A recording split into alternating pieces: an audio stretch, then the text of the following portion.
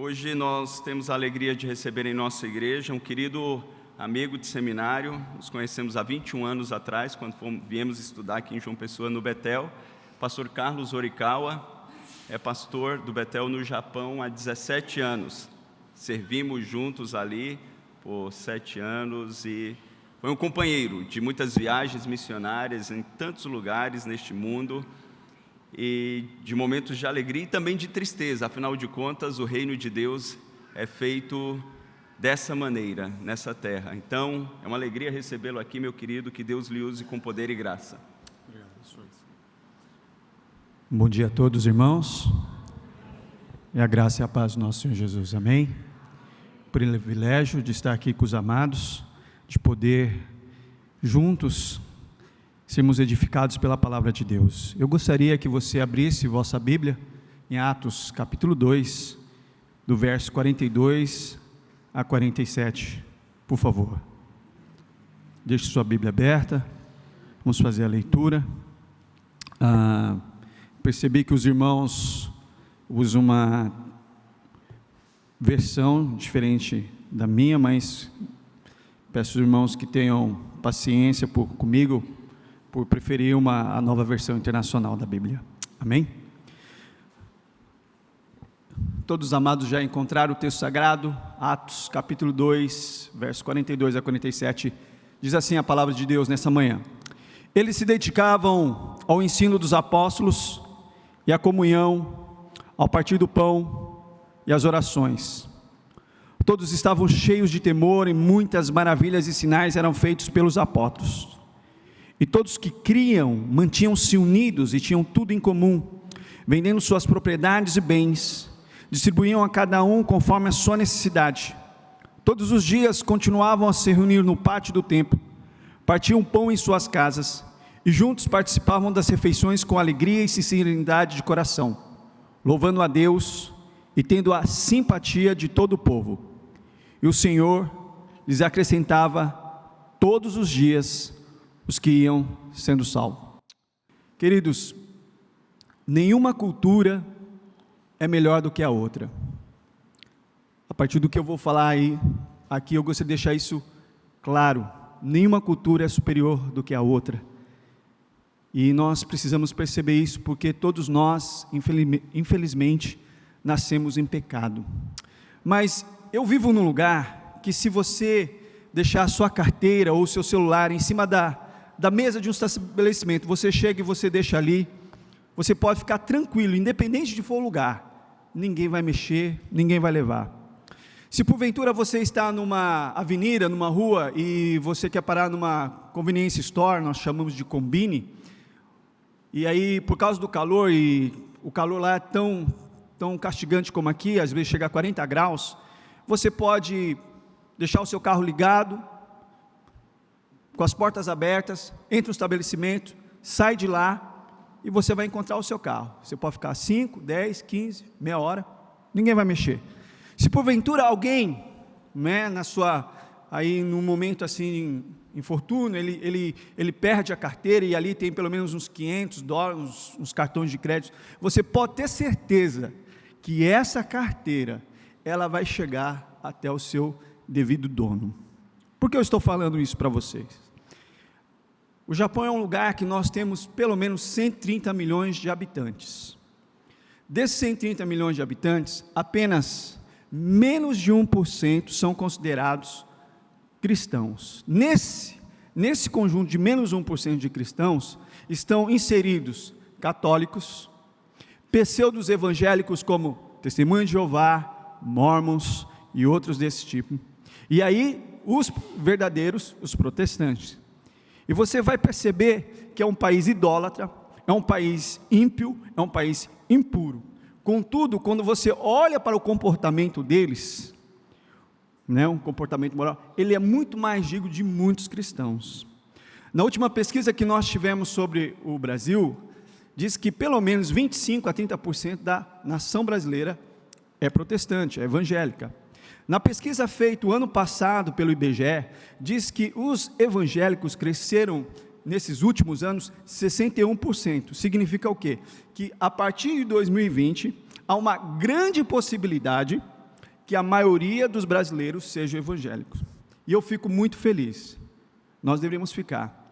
Agora, diante desse crescimento, que nós podemos dizer, expansão e propagação do reino, nós percebemos que, infelizmente, várias igrejas, para não dizer muitas igrejas, na comunidade que ela está inserida, ela não tem feito nenhuma mudança, ou seja, não existe transformações. Nós encontramos, vocês muito mais do que eu, porque vocês vivem aqui, muitas igrejas que vergonham o Evangelho e o nome do Senhor Jesus, tanto pela sua conduta e pelo seu testemunho, como também pelos seus ensinamentos e pregações. Infelizmente, encontramos um número de igrejas protestantes que estão lotadas de pessoas, mas que não trazem transformações para onde elas estão inseridas. Não é um instrumento de Deus. Em meio a esse caos que se vivencia, tem igrejas que faz o que quer, que prega o que se quer, e a quantidade e o número são crescentes, independente do que? Do testemunho exemplar e de uma pregação bíblica e verdadeira. Agora, quando você olha para o texto de Atos 2, 42 a 47, você vai perceber também uma igreja, mas uma igreja saudável, uma igreja que cresceu demasiadamente no seu tempo. Contudo, isso que eu quero frisar, ela fez uma diferença absurda no seu tempo e na sua geração. Alguns detalhes sobre o crescimento da igreja primitiva. Primeiro, antes do derramamento de poder do Espírito Santo, Atos 2, existiam 120 homens e mulheres que estavam trancados dentro de uma casa, com medo de serem perseguidos. Ao receber o revestimento de poder do Espírito Santo, instantaneamente eles foram capazes de sair desta casa, e eles enfrentaram uma multidão que afirmavam que eles estavam bêbados ou embriagados.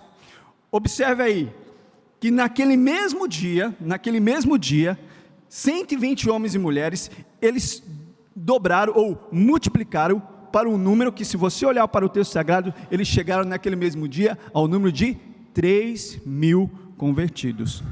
A minha pergunta é: qual foi o método, o instrumento, o meio, a maneira para que eles crescessem de 120 para 3.000 pessoas? Será que foi um ministério de louvor empolgante? Não. Será que foi uma divulgação abrangente pelas mídias sociais daquela época, o Facebook?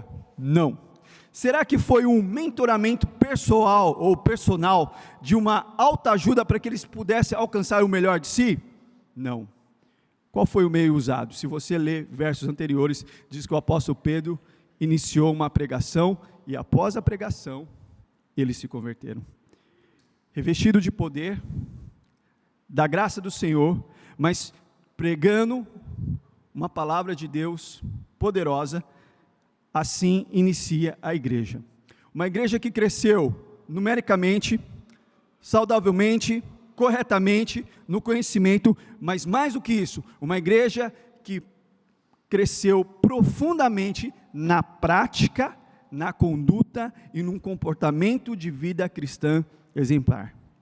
E se nós queremos um crescimento, tanto pessoal, ministerial, como igreja, nós necessitamos perceber pelo menos 3 práticas que há no texto, que fizeram com que essa igreja crescesse, não só em quantidade, mas principalmente em qualidade. E eu gostaria que você olhasse para o verso 42 e 43, que nós vamos encontrar aí a primeira atitude, como igreja, para crescermos com qualidade. Acompanhe o texto, por favor. Diz assim: eles se dedicavam ao ensino dos apóstolos e à comunhão, ao partir do pão e às orações. Todos estavam cheios de temor, e muitas maravilhas e sinais eram feitos pelos apóstolos. Depois de pregar o evangelho, uma grande manifestação de poder e graça, cerca de 3.000 pessoas se converteram. E aqui já começa um grande desafio: como ensinar a palavra de Deus para pessoas que chegaram, e são 3.000 pessoas. Eu não sei quantos membros essa igreja tem, se é 500, se é 1.000, mas imagine que hoje vocês estão no número de 500 ou 1.000 membros, mas amanhã vocês estão com 2.000 membros, multiplicou. grande desafio, porque eles precisavam ensinar a palavra de Deus. Mas percebam que esses homens, eles foram instruídos, eles foram ensinados, eles foram capacitados e muito mais, eles foram dotados para fazerem isso. Quando você abre lá em Mateus capítulo 28, 19 e 20, um texto que você sabe, diz assim: ide, portanto, e fazei discípulos de todas as nações, batizando em nome do Pai, do Filho e do Espírito Santo. Mas não é só isso, diz o texto, ensinando-os a guardar todas as coisas que vos tenho ordenado. Ou seja, que o próprio Senhor Jesus Cristo, Ele os chamou, os ensinou, os discipulou, mentoreou, para que nesse tempo oportuno, eles pudessem fazer o quê? O mesmo que o Senhor Jesus Cristo fez com eles. Foi uma tarefa fácil? Lógico que não. Mas o texto nos ensina que eles perseveraram no ensino da palavra, das Escrituras Sagradas. E algo que nós percebemos que é tão triste, tão devastador e destruidor, é quando uma igreja, um líder cristão, não maneja corretamente a palavra de Deus. Muito que nós ouvimos aí fora de aberrações é por falta de conhecimento e ensinamento da palavra de Deus. Existe uma grande responsabilidade daqueles que ensinam a palavra de Deus. O livro de Oséias, capítulo 4, verso 6, diz assim: meu povo foi destruído por falta de conhecimento.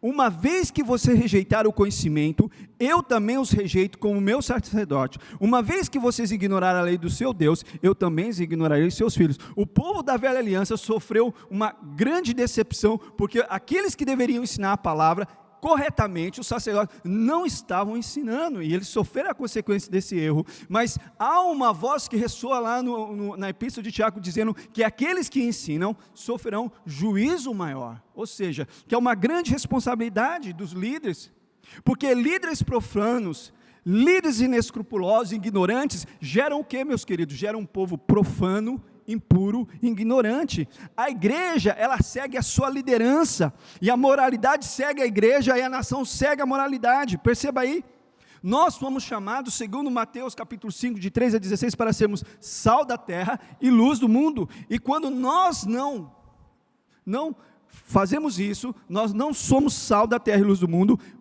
a sociedade que está ao nosso derredor cada vez torna-se mais corrupta.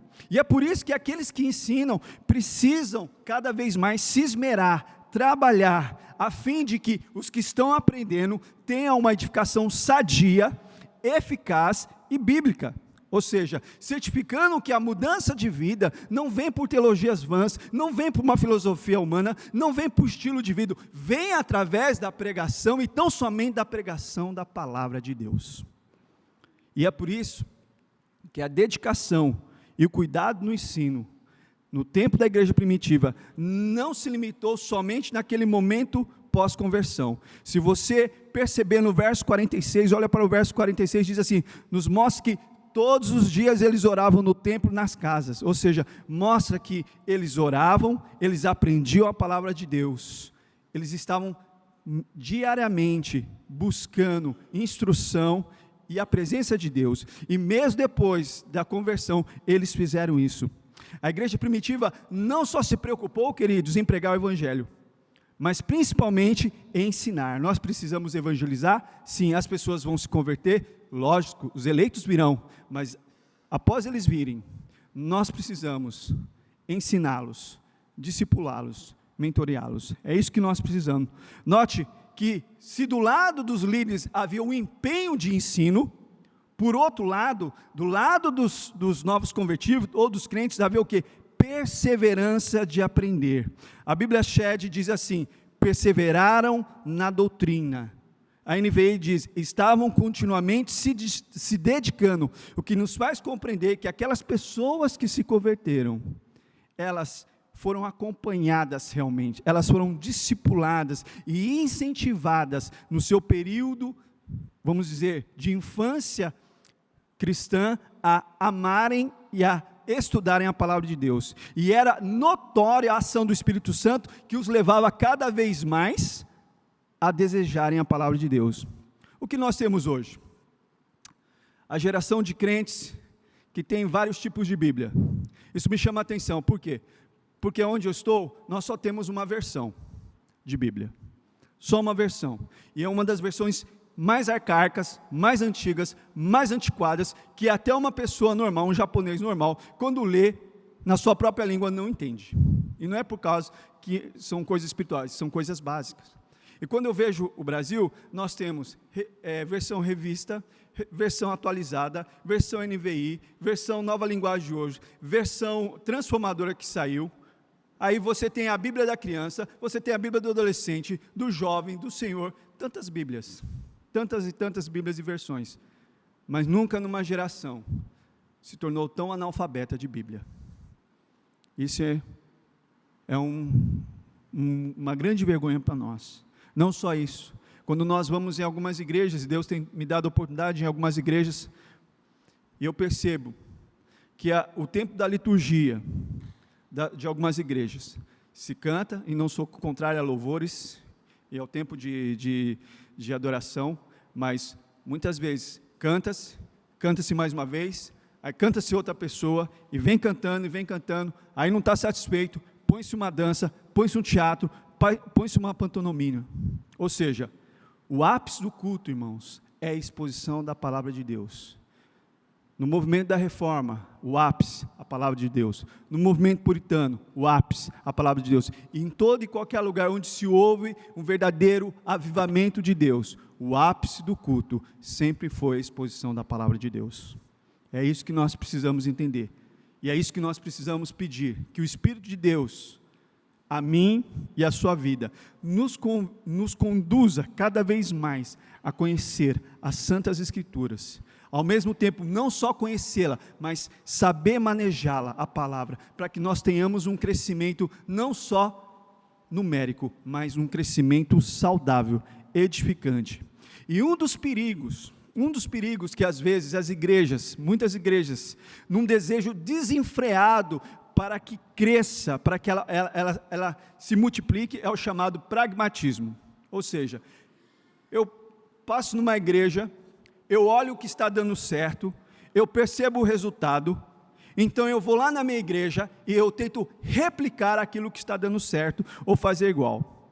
E aí, talvez podemos crescer até numericamente, mas não podemos confundir multidões com conversões. Eu não sei quantos de vocês conhecem a igreja do pastor Bill Hybels, Yellow Creek, né, que fica nos Estados Unidos, uma das maiores igrejas dos Estados Unidos, tem 26 mil membros, antigamente era conhecida a igreja ao gosto do freguês. Você queria um cinema? A igreja tinha. Você queria uma lanchonete? Estava o Burger King lá. Você queria uma quadra? Tinha uma quadra de basquete. Ou seja, eles fizeram a igreja de uma maneira que as pessoas viessem.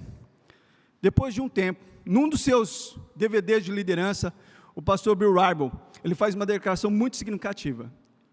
Ele diz assim: infelizmente, apenas 10% das pessoas que estão aqui nessa igreja realmente nasceram de novo. Uma igreja de 26 mil pessoas, onde só 10%. E por que as pessoas estavam lá? Pela programação, pelos eventos, pelos cursos e pelas afinidades. Isso é trágico. Agora, quando você olha para a igreja primitiva, você vê que eles aprendem, eles compreendem, mas eles não fazem só isso, eles praticam a palavra de Deus.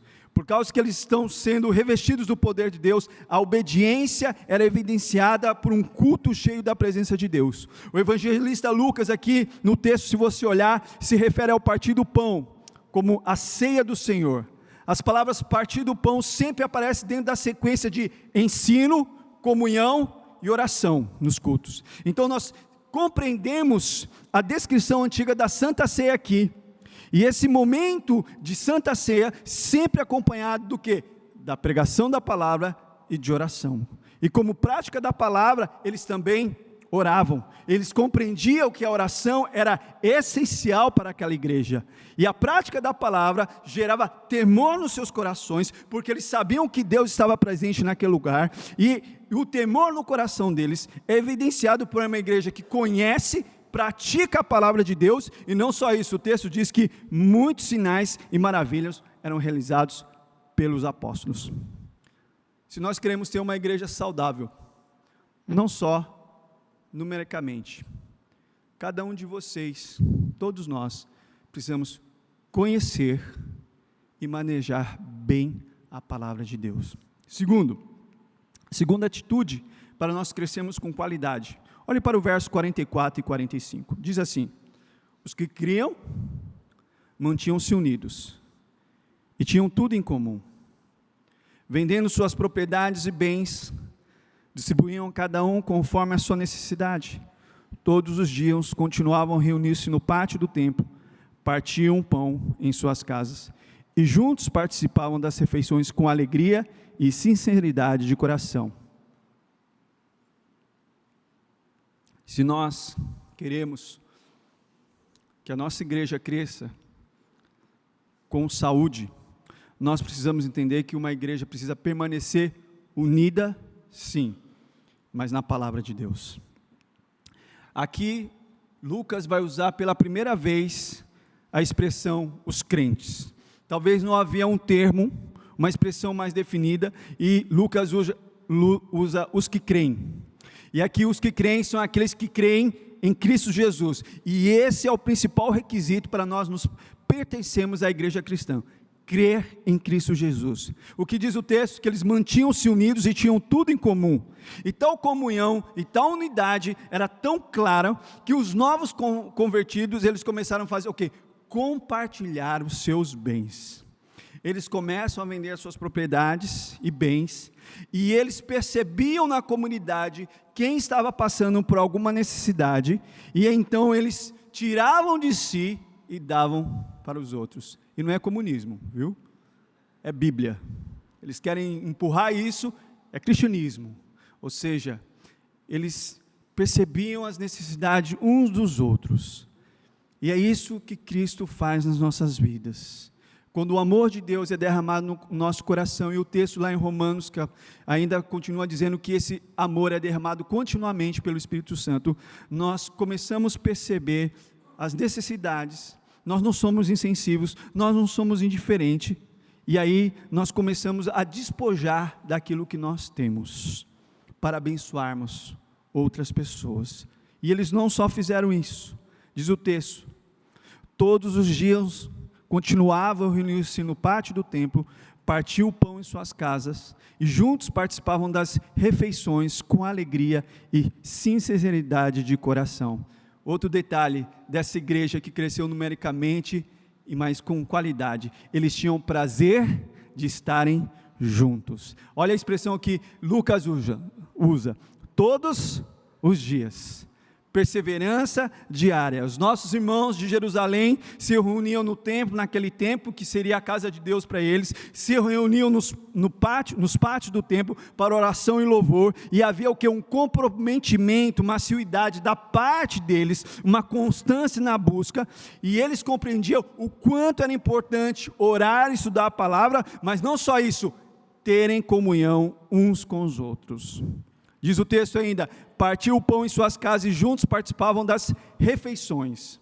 Ou seja, havia um desejo deles estarem juntos. E um meio que eles criaram para cada vez ter intimidade, se relacionarem, que não foi forçado, que não foi manipulado, que não tinha segundas intenções, eram fazerem refeições. Refeições juntos.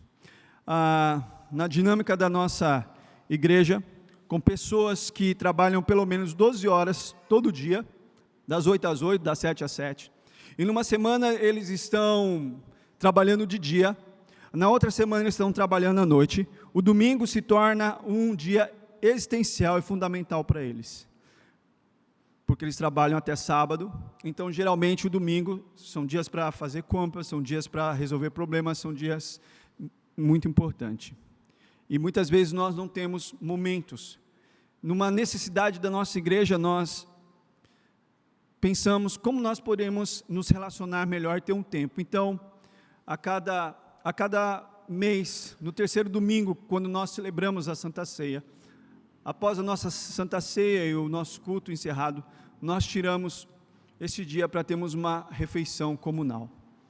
Nós preparamos um almoço, para que, de certa maneira, nós pudéssemos cada vez mais ter afinidade um com os outros. Ou seja, nós achamos que é essencial estarmos juntos. Mas o que nos impressiona hoje na igreja odierna? É a existência de certos evangélicos que não demonstram nenhum prazer, nenhum desejo em viver em comunhão com seus irmãos. É o cristão solitário, é o movimento desigrejados, no qual eles acreditam naquela absurda expressão, eu sou a igreja. Em nenhum momento nas escrituras sagradas você vai ver, eu sou a igreja. Sempre vai ser, vós sois o templo, ou onde 2 ou 3 estiverem reunidos em meu nome, ali eu estarei. A igreja é nunca singular, a igreja é sempre coletivo e plural, e é por isso que nós precisamos entender isso, queridos, e é por isso que a ilustração que Paulo usa, é que Cristo é o cabeça, e nós somos o corpo, e aí a gente pode trazer uma analogia esdrúxula, mas necessária nesses dias. Vamos pensar que uma pessoa está insatisfeita com o seu braço, pense aí no seu braço direito, que geralmente para a maioria é o melhor, é aquele que se usa mais, e aí você está insatisfeito com o seu braço direito, e aí no momento de raiva contra o seu braço, você pega um facão, você pega um cutelo e você corta ele, porque você está com raiva dele, e aí você o deixa em cima da sua mesa, e você vai fazer as coisas, ou você vai continuar a sua vida. A minha pergunta é, quem vai subsistir? O braço que foi cortado, ou o corpo? É lógico que nós nunca faríamos isso, mas o que as pessoas fazem, elas acham que sem o corpo de Cristo, elas vão subsistir, e elas não vão subsistir. Não existe vida fora do corpo de Cristo. É por isso que você precisa estar ligado ao corpo visível e invisível, e é por isso que nós estamos aqui, porque somos igreja, somos o povo de Deus, e nós precisamos uns dos outros, nós não podemos viver solitariamente, é isso que nós temos que entender, porque a igreja primitiva, ela entendeu isso, ela cultuava a Deus no templo, e diz o texto, nas casas, o culto formal era no templo, mas o culto informal era nas suas casas, e é isso que nós precisamos entender, nós precisamos cultuar a Deus, aqui com os meus irmãos, mas eu preciso cultuar a Deus na minha casa, com minha família, porque o culto não termina aqui, queridos, o culto é a sua vida, e a vida é o culto, lembre-se disso, nós não podemos sair daqui e deixarmos de cultuar, a nossa vida é o culto a Deus, e é isso que nós precisamos entender, porque a igreja primitiva, ela tinha isso na sua mente claramente, basta você perceber como eles perceberam essa verdade. Olha, em Atos 2,46 diz que eles se encontravam diariamente, em Atos 6,1 eles cuidavam um dos outros diariamente, em Atos 17,11 diz que eles evangelizavam diariamente, e ele examinava as escrituras diariamente, e não só isso, em Atos 16,5 diz que eles cresciam em número diariamente. A fé cristã não é uma realidade de um dia só domingo, ou só de um culto ou outro culto, a fé cristã é uma realidade diária, diariamente. O Cristo ressurreto precisa estar motivando a nossa vida e o nosso coração. Eu sei que nesses tempos, no meio evangélico se fala muito em comunhão, fala-se em unidade, fala-se em ajuntamento. Algumas vezes eu paro para me questionar, algumas perguntas para mim funcionam assim: como eu posso ter comunhão com uma pessoa, com uma igreja, com uma instituição que distorce o Evangelho de Cristo? Como eu posso ter comunhão com uma pessoa que faz isso, que distorce os ensinamentos de Cristo? Por exemplo, nós temos comunhão com os mormons? Nós não temos. Nós temos comunhão com os testemunhos de Jeová? Também não. Nem com a congregação cristã, e a gente poderia citar outras instituições. Por quê? Porque as suas doutrinas são aberrações, deturpam a palavra de Deus. Agora, quando uma pessoa ensina lá na sua igreja que Deus é igual ao Papai Noel, ou igual o gênio da lâmpada mágica, você encontrou ele, você tem direito a 3 desejos, vamos pensar, a comprar uma casa, a passar num concurso e a ter uma vida próspera. Como que nós fazemos isso? Ou quando nos ensinam que por causa do meu avô, da minha avó, do meu não sei o que, eu tenho algum problema.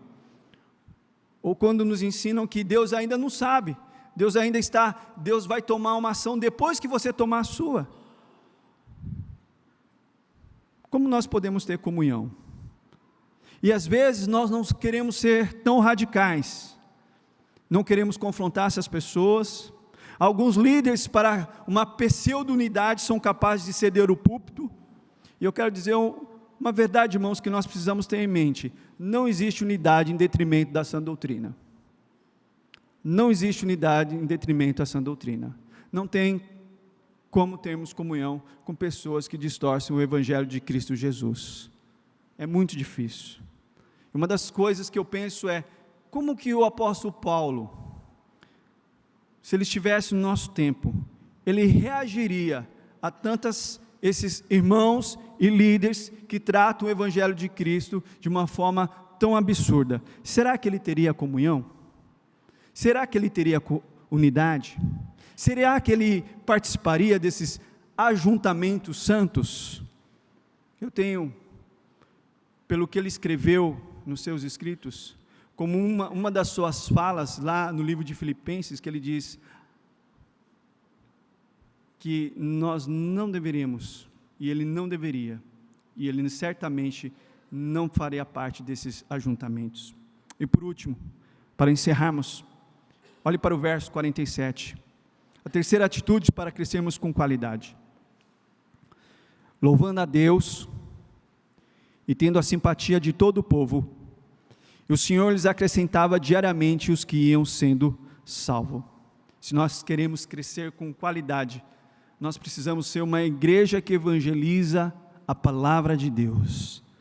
A primeira frase nos traz aqui a eficácia de um bom testemunho cristão. Onde esses cristãos viviam, havia uma vida de louvor e obediência para a glória de Deus, e como resultado disso, ou seja, resultados de uma vida de obediência e louvor a Deus, eles eram elogiados pelo povo. Que testemunho tremendo! O amor e o cuidado que eles tinham uns com os outros, a vida de oração, a alegria, a sinceridade, não passou despercebido pelos aqueles que estavam de fora, pelos ímpios. O testemunho dos cristãos da igreja primitiva foi atrativo, foi um chamariz, foi uma motivação para aqueles que estavam lá fora se convertessem a Cristo. Perceba aí, embora no nosso meio o testemunho seja uma maneira de atrair as pessoas, infelizmente, como muitos irmãos aqui sabem, o testemunho tem sido um obstáculo, uma barreira, porque o testemunho tornou-se um mau testemunho, e tem sido um empecilho, um obstáculo para que as pessoas venham à casa do Senhor. E aí então a gente leva os panfletos, fazemos o evangelismo pessoal, organizamos eventos, fazemos cultos evangelísticos, convidamos nossos colegas de fábrica, do trabalho, da faculdade, do colégio, e aí se torna nulo diante de algumas expressões, que eles dizem assim: ei, ciclano vai lá na sua igreja? Aí você não sabe mais, você não sabe se fala que sim ou fala que não. Em alguns momentos você fala assim: ele aparece de vez em quando lá, com vergonha do que a pessoa fala: pois bem, como que fulano está lá na sua igreja? E a novidade agora, não é só a questão dos crentes, a novidade é: você conhece pastor Beltrano? Aí você já fica em dúvida, se você fala que conhece. Acho que eu o conheço, eu vi ele lá. Então, você não sabe o que o pastor fez.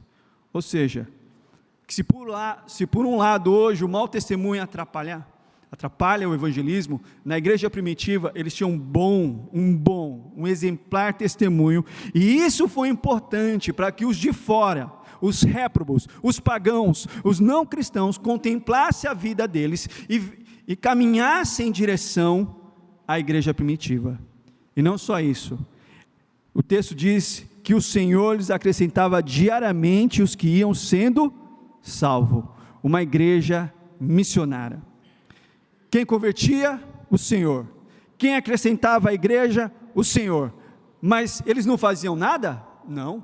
Eles oravam, eles evangelizavam, e eles faziam o principal, eles davam o quê? Um bom testemunho. Veja aí, o Espírito Santo, irmãos, ele é missionário. Ele vem no início e logo uma igreja cresce, é uma igreja missionária. Uma igreja sadia, ela não pode se acomodar com a própria salvação. Nós, muitas vezes, da teologia reformada, a gente sempre diz aquela famosa frase: os eleitos virão. E eu creio plenamente que os eleitos virão, porque o próprio Deus vai atraí-los. Agora, não esqueçamos, nós somos um instrumento de Deus para que esses eleitos venham para cá. Eles virão através da nossa pregação, através da nossa intercessão e principalmente através do nosso ótimo e exemplar e eficaz testemunho de vida. Não se esqueça disso. 3 verdades sobre a evangelização da igreja local. Primeiro, somente Deus pode converter e trazer as pessoas à sua casa. E certamente Deus usou a pregação dos apóstolos, o testemunho dos membros da igreja primitiva, a comunhão dos irmãos e o exemplo de todos para que essas pessoas se convertessem. Foi Deus quem converteu. Sim, Ele é o cabeça da igreja. Ele converte quem Ele quer, a hora que Ele quer, quando Ele quer, da maneira que Ele quer. Mas Ele usa meios, instrumentos, e nós somos um deles. O texto diz: Deus acrescentava os que iam sendo salvos. Ele não salvou as pessoas para uma caminhada cristã sozinha. Ele salvou para a igreja, que é o corpo de Cristo. Salvou para que eles estejam aqui, servindo, adorando ao Senhor. Não fomos salvos apenas para ficarmos sentados, fomos salvos para adorar e cultuar a Deus, e o culto, ele tem duas expressões quando a gente diz culto no grego: adoração e serviço. Você está aqui para adorar, sim, mas você está aqui também para servir ao Senhor, que lhe trouxe. O Senhor acrescentava as pessoas dia a dia. O verbo aqui está no imperfeito, o que significa que continua acrescentando. Ou seja, sem dúvida nenhuma, irmãos, a evangelização não era uma atividade ocasional, esporádica, opcional, sugestiva. Não era. Eles faziam isso diariamente. Segundo, o culto deles era diário, verso 46, e o testemunho também. O louvor e a proclamação era o transbordamento natural de corações cheios da presença de Deus, e eles buscavam as pessoas de fora continuamente. Então os convertidos eram acrescentados continuamente. Eu estou num país que tem menos de 1% de evangélicos. A 2 horas desse país, vocês conhecem um outro país que tem 50% de evangélicos. Não é interessante? Nós temos a Coreia do Sul, que está a 2 horas de voo do Japão. Esses 2 países, para você ter uma ideia, o evangelho começou logo depois da Segunda Guerra Mundial. Outra coisa interessante, que esses 2 países descendem de um mesmo descendente, tanto coreanos como japoneses, descendem do mesmo, dos chineses. Mas por outro lado, a gente percebe que após a guerra, o evangelho foi pregado na Coreia, e de uma maneira absurda, de uma maneira maravilhosa, as pessoas se converteram, e eles têm hoje 50% de protestantes, e vocês sabem muito bem que as maiores igrejas protestantes estão lá na Coreia, e para mostrar que Deus, Ele é maravilhoso e não tem esse negócio, nós fazemos, são igrejas presbiterianas. Os eleitos virão, sim, certamente, independente. Por outro lado, nós temos um país que recebeu também o mesmo evangelho, e hoje, ele tem menos de 1%.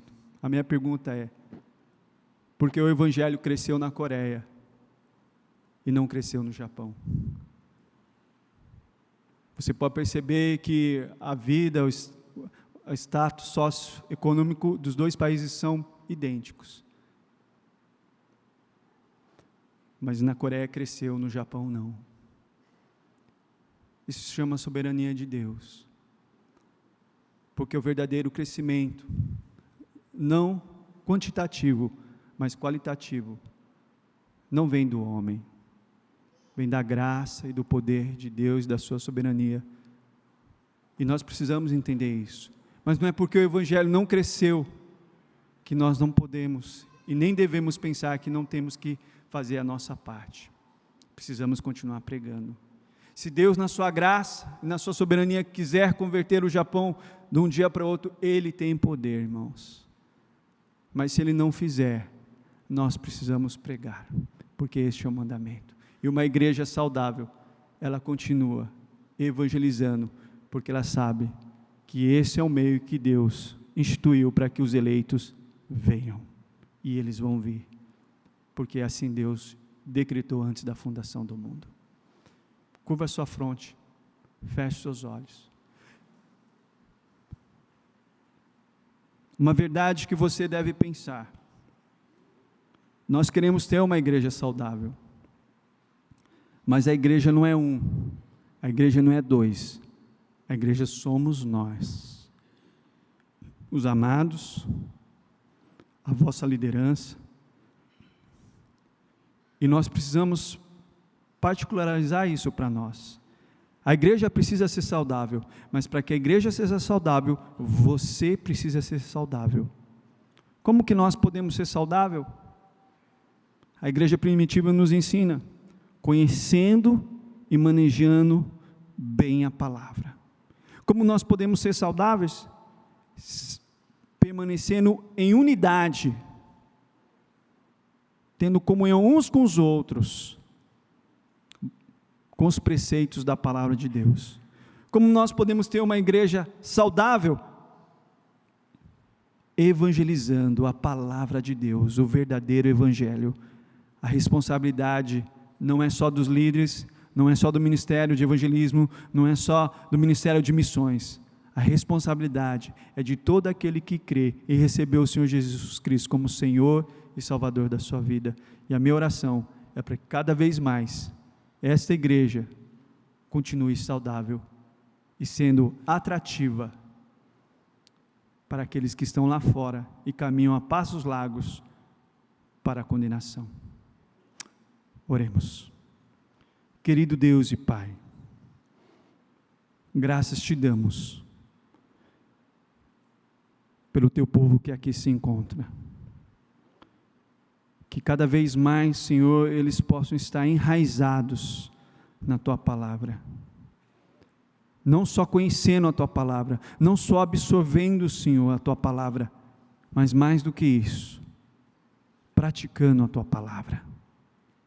Que também, Senhor, o teu povo que aqui se encontra, Senhor, possa cada vez viver em unidade, permanecer em unidade, não baseado nos seus preceitos, Senhor, mas baseado nos preceitos da tua palavra, porque o Senhor assim, Deus, deixou para nós a tua santa palavra, e ali tem preceitos de como nós devemos nos relacionar, e que eles possam então ter unidade na sã doutrina, Pai. E que os teus filhos, a tua igreja que aqui se encontra, Senhor, possa continuamente perceber a necessidade aonde ela está inserida, no qual há muitos e muitos que ainda estão caminhando a passos largos para a condenação eterna. Mas o Senhor nos escolheu e nos salvou. Somente para isso? Não. Para que nós vamos e frutifiquemos, Senhor. Que o Senhor possa então, cada vez mais, usar esta igreja para alcançar os perdidos que aqui se encontram, neste bairro, nessa cidade, nesse estado, ou onde o Senhor quiser levar essa igreja, através daqueles que o Senhor levantarão para ir, Pai. Assim nós queremos colocar, e lhe pedir, e lhe agradecer, no nome santo do nosso Senhor Jesus Cristo. Amém e amém. Que Deus aplique a sua palavra aos vossos corações, irmãos.